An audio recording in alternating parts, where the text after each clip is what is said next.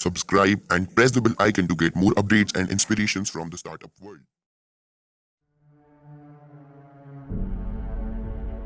Jeff, one day you'll understand that it's harder to be kind than clever.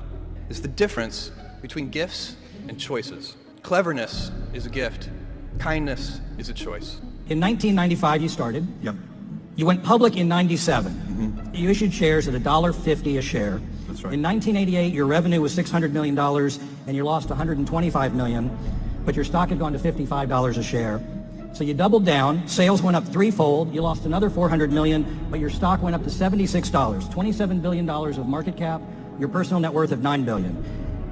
Take us back to that time where the market is telling you you're doing great, but you have red ink in the company. You took on $2 billion of debt from 99 to 01 while you doubled sales yet again. What were you thinking back then? And I was packing boxes on my hands and knees. In the first month, I was packing boxes on my hands and knees on the hard cement floors. In the short run, the stock market is a voting machine. In the long run, it's a weighing machine. So don't think about the daily stock price. It was going up every day. The stock price is going up. And I didn't want, because all the employees had stock options, and I didn't want them counting their success that way. And so I would say, look, when the stock is up 30% in a month, don't feel 30% smarter. Because when it's down 30% in a month, then you're going to have to feel 30% dumber. And it's not going to feel as good. I was too task focused in that she couldn't get me to switch tasks, so she would have to just pick up my chair and move me. And by the way, I think that's, if you ask the people who work with me, that's still probably true. It's day one. Everything I've ever done has started small. Amazon started with a couple of people, and Blue Origin started with 5 people. And the budget at Blue Origin was very, very small. Now the budget at Blue Origin approaches $1 billion a year. And next year it'll be more than $1 billion. In Amazon, it literally was 10 people. Today it's 500,000 people, but it's hard to remember for you guys, but for me it's like yesterday I was driving the packages to the post office myself and hoping one day we could afford a forklift. And so for me, I've seen small things get big, and it's part of this day one mentality. I like treating things as if they're small. You know, Amazon, even though it is a large company, I want it to have the heart and spirit of a small one. Gifts are easy. They're given after all.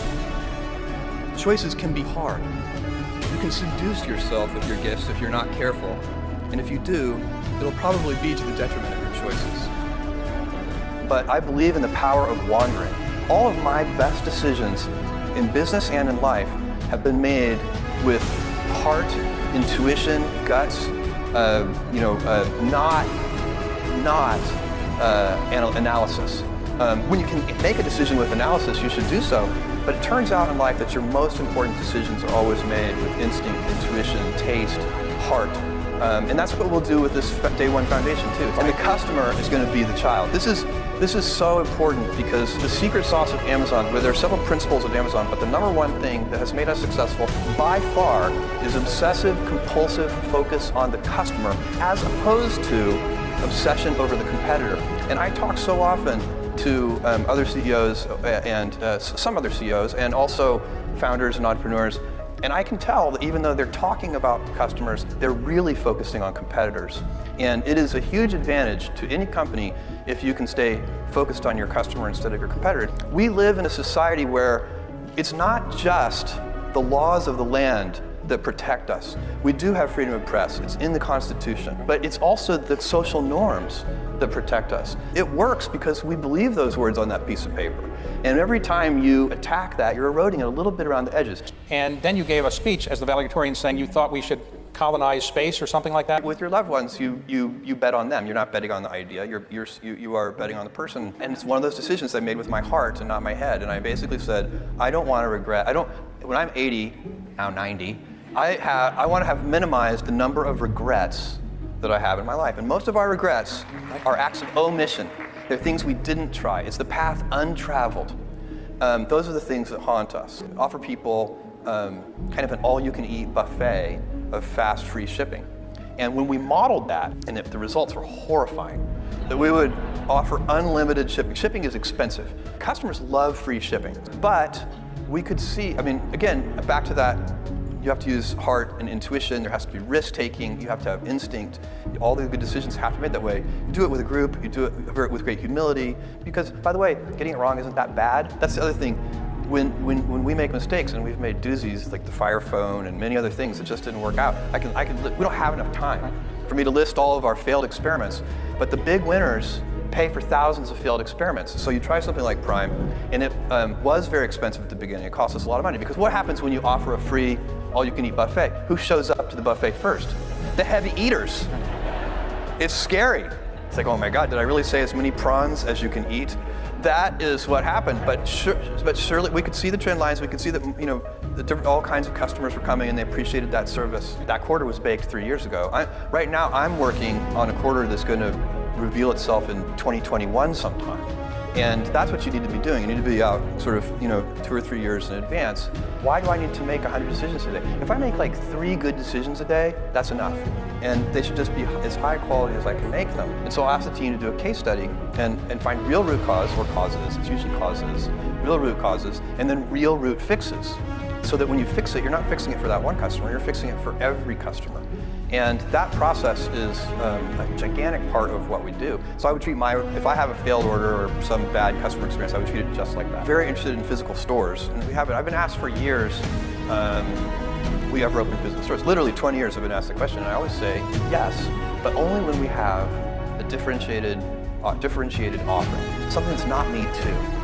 Because that space, physical stores, is so well served. If we offer a Me Too product offering, it's not going to work. And it's also we're not very good at that. Most of this, whenever we've tried dabbling in something that's a Me Too service, we tend to get beat. It doesn't work.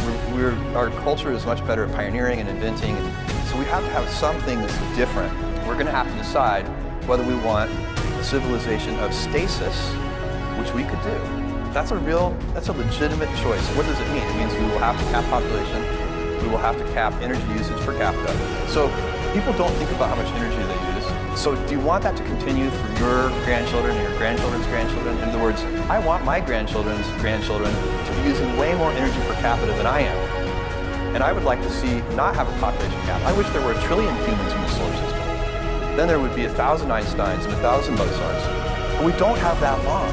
And so I want to build space infrastructure so that the next generations of people can use that infrastructure the same way I use UPS and FedEx and so on to build Amazon. And so that's what Blue Origin is all about. It'll be whatever it's going to be. I'm going to be proud of the things. I live my life in such a way that when in a quiet moment of reflection and I'm thinking back on my life, that I have as few regrets as possible. And I don't, what will my legacy be? I have no idea. And I don't even want to spend a lot of time thinking. But ultimately, I decided I had to give it a shot. I didn't think I'd regret trying and failing. And I suspected I would always be haunted by a decision to not try at all. After much consideration, I took the less safe path to follow my passion. And I'm proud of that choice. In the end, we are our choices.